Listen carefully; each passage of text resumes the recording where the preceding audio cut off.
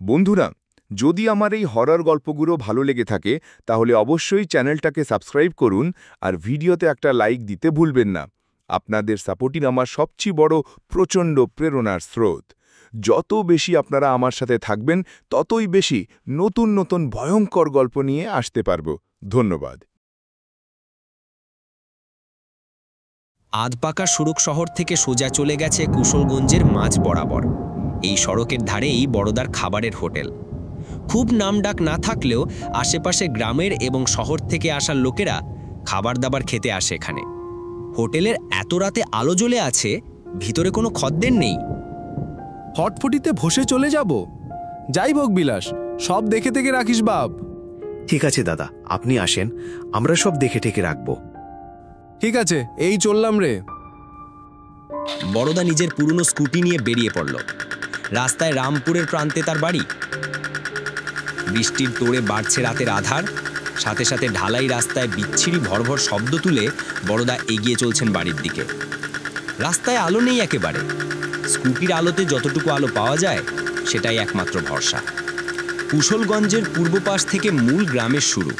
তার আগে পড়ে রূপাগড়ি গাছের জঙ্গল এলাকা, তার মাঝখানে দিয়েই রাস্তা।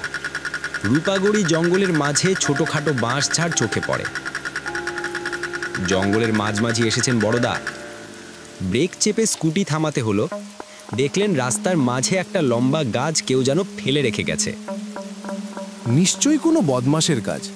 এত জোরে ঝড় তো হচ্ছে না যে গাছ ভেঙে পড়বে। আশ্চর্য, গ্রামে আবার ছিনতাইকারী এলো নাকি? বড়দা স্কুটি থেকে নেমে গাছখানাকে সরাবেন বলে এগুলেন। খুব বড় গাছ নয়, নিজে সরাতে পারবেন। হঠাৎ পাশ থেকে মাথায় একটা লাঠি বাড়ি পড়ল। তার চোখে অন্ধকার নেমে এলো। বড়দা অজ্ঞান হয়ে পড়লেন রাস্তার উপর। এমন সময় দুজন লোক কোথা থেকে এসে তার দেহটা চ্যাংড়া করে এনে ঢুকলো পাশের জঙ্গলে। স্কুটির আলোয় মুখে জড়ানো কাপড়ের আড়ালে কিছুই দেখা গেল না। মনে হচ্ছে কোনো ষড়যন্ত্র শুরু হলো এই বৃষ্টির রাতে। রাতের অন্ধকারের মধ্যে লুকিয়ে থাকা ছায়ারাই একমাত্র সাক্ষী থাকলো এই ঘটনার। ভোরে আলো ফুপেছে, বৃষ্টি অনেকক্ষণ বন্ধ হয়ে গেছে। মনীষ, অভিক আর গৌরব সারাদিন পাশের গ্রামে যা যাত্রাপালা দেখে বাড়ি ফিরছে। ঘুম ঘুম পায়ে তিনজনে এগিয়ে চলছে কুশলগঞ্জে ঢোকার মুখে জঙ্গলের মধ্য দিয়ে। হঠাৎ এক গাছের মাথায় তাদের চোখ পড়ে গেল। তিনজনের পা পাথরের মতো জমে গেল। গাছে এক শরীর ঝুলছে। শরীরের পরনে জামাটা ছেঁড়া ছিল। সবচেয়ে ভয়ঙ্কর, তার মাথা নাই। কিছুক্ষণের মধ্যেই তাদের তিনজনের হাঁক ডাক আর চিৎকার শুনে গ্রামের লোক জমায়েত হয়ে গেল সেখানে। নানা লোক নানা কথা বলতে শুরু করলো। সবার মুখে একই প্রশ্ন, কে, কেন? খবর পেয়ে কুশলগঞ্জের নরেশ দারোগা হাজির হলেন এক কনস্টেবলের সাথে। মুখে তার খুব রাগ। খুড়ো ভূত পিশাচ এই কাণ্ড ঘটিয়েছে নাকি? ভূত পিশাচ? না রে বাবা, নিশ্চয়ই কোনো বদমাইশ এসে জুটেছে। পিশাচ মানে ভূত, ভূত মানে কিছু হয় না। এই আপনাদের বাজে কথাগুলো রাখেন। এই কাণ্ড মানুষের গঠানো। একবার হাতে নাতে ধরতে পারি, তারপর দেখাবো আমার এলাকায় এইসব গঠানোর ফল। সময়ের সাথে সাথে একে একে সরে পড়তে শুরু করলো সবাই। কারো ইচ্ছে নেই যে দারোগা বাবুর রাগের দৃষ্টিতে পড়তে। এবার এক সপ্তাহ পুলিশ পুরো গ্রামে টহলদারি করল। রাতে পাহারা বসানো হলো। পাহারাদার হিসেবে কনস্টেবল সারা রাত গ্রামে ঘুরে টহল দিচ্ছেন। আকাশে ঘন কালো মেঘ। কনস্টেবলের হাতে লাঠি আর টর্চ। টহল দিতে দিতে রূপাগুড়ি জঙ্গলের কাছে এসেছে। বাঁশঝাড়ের পাশ দিয়ে যেতে যেতে বাঁশঝাড়ের মধ্যে দিয়ে একটা আজব শব্দ শুনল সে। এই কে রে ওইখানে? কে রে জঙ্গলে? দাঁড়াও, মজা দেখাচ্ছি।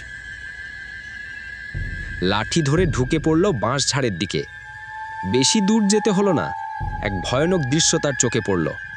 মাথাহীন একটা মূর্তি সাপের মতো লম্বা হাতে গলাটা ধরেছে গ্রামের একটা লোকের। লোকটার হয়ে গেছে চোখ উল্টো। বাবা গো! ফেলে দিয়ে লাঠি আর টর্চ সেখানেই। যে গতিতে দৌড়ে গেল দূরে, সে সোজা থানায়। সকালবেলা পুলিশ আর গ্রামের লোকজনে আবার জড়ো হলো। এবার সকলের মুখে ভয় আর আতঙ্ক। স্পষ্ট যে কাল প্রাণ হারিয়েছে সে হলো সুজিত, গ্রামের বেকার ছেলে, নেশা ভাঙ করতো এখানে ওখানে। আপনারা যা জানেন চট করে বলে ফেলুন। কনস্টেবলের কথা তো একেবারেই বিশ্বাস হয় না আমার। বলছি, পরের গ্রামের যে বীরেন ওঝা আছে ওকে ডাকলেই হয় না? মানে সেই দিন যে যাত্রা শুনতে গেছিলাম সেখানে ওর নাম ডাক শুনেছিলাম। আমি তো অনেকদিন আগে থেকেই বলছি, নিশ্চিত ওই পিশাচ মেরেছে। ওঝার ডাকাই সব থেকে ভালো কাজ হবে। না না, সুজিতকে মানুষই খুন করেছে, এটা তো নিশ্চিত। ভূত পিশাচ দিয়ে এইসব কাজ হবে না। আচ্ছা আচ্ছা, এত ঝামেলার কি আছে? এই মনীষ, অভিক আর গৌরব, তোমরা তবে যাও, বীরেন ওঝাকে ডেকে আনো। যেখানেই যাও না কেন, এই গ্রাম ছেলে অন্য কোথাও অনেক দিনের জন্য গেলে আমার পারমিশন নিয়ে যাবে। আমার এলাকায় খুন করা, দাঁড়াও, হাতে পেলে পুরো সোজা করে দেব। নরেশ দারোগা কিন্তু ক্ষেপে উঠেছেন বোঝাই গেল। সকলে সরে পড়ল। মনীষের দলটাও বেলা থেকে পাশের গ্রামের দিকে হাঁটা দেবে ঠিক করল। সন্ধ্যের মুখে মনীষের দল এসে পৌঁছলো পরের গ্রামের বীরেন ওঝার বাড়ির সামনে। পাকা নয়, তবে মাটির শক্তপোক্ত বাড়ি, উপরে টিনের ছাল। বাড়ির সামনে এক বৃদ্ধা মহিলা বসেছিলেন। ও দিদা, বীরেন ওঝা আছে নাকি? বৃদ্ধা ওদের দিকে একবার দেখে বলে উঠলেন, বীরেনটো তাজপুরে গেছে বাবারা, নিমন্তন্ন খেতে। আসবে কালকে সন্ধ্যার পর, রাতও হয়ে যেতে পারে।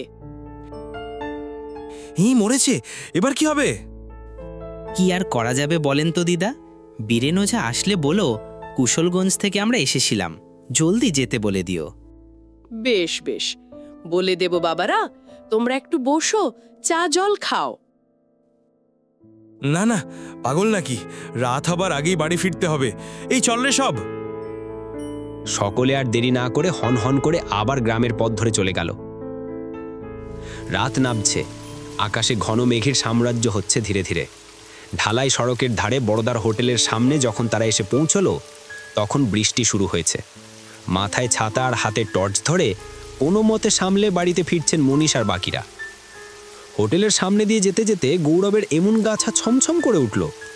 আবহাওয়া সাধারণ করার জন্য সে বলল, ভাবছি একটা হোটেল খুলব। বড়দার হোটেলটা তো প্রায় বন্ধ হয়ে আছে। এতদিন তো তুই চাকরি নিয়ে শহরে চলে যাবি বলেছিলিস না? তাতে কি, ব্যবসা তো সবাই করতে পারে। আর বড়দার হোটেল বন্ধ হয়ে গেলে আর তো কোনো কম্পিটিশন থাকবে না, তাই না? চুপ চুপ, কেউ পিছনে আসছে মনে হচ্ছে। তার কথাই তিনজনেরই পা থেমে গেল। ধীরে ধীরে পিছনে ফিরে দেখতে গেল সত্যি কেউ আসছে কিনা। যা দেখল তাতে হাড়ের মোড় দিয়ে বরফ ঠান্ডা জল যেন বয়ে গেল তাদের। একটা মাথাহীন দেহ খুব ধীরে ধীরে দুই হাত সামনে ছড়িয়ে এগিয়ে আসছে তাদের দিকে। ছাতা টাতা ফেলে তিনজনে দৌড় দিল গ্রামের দিকে। কুশলগঞ্জ গ্রামে আরও ভয়াবহ অবস্থা সৃষ্টি হলো এই ঘটনার পর। কেউ সন্ধে হলে আর বাড়ির বাইরে যেতে সাহস পায় না। প্রায় দুদিন কেটে গেল এরপর। সন্ধে হলে সারা গ্রাম যেন ঘুমন্ত পুরীর মতো নিশ্চুপ হয়ে যেতে শুরু করলো। বীরেন ওঝা এখনো কুশলগঞ্জে এসে পৌঁছায়নি। কনস্টেবলও ভয়ঙ্কর মূর্তির ভয়ে টহল দেওয়াটা বন্ধ করে দিয়েছে অনেক দিন। আজ বৃষ্টি নেই, তবে আকাশের মুখ ভার আর গুমোট গরম। সারা গ্রাম নিস্তব্ধ চারদিকে।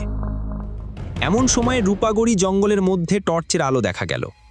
কেউ বা কারা যেন সন্তর্পণে হেঁটে যাচ্ছে জঙ্গলের গভীরের দিকে। লোক দুটো জঙ্গলের মাঝে এসে দাঁড়ালো। শিওর এখানেই পুঁতেছিলি? হ্যাঁ গৌরবদা, এখানেই পুঁতেছিলাম।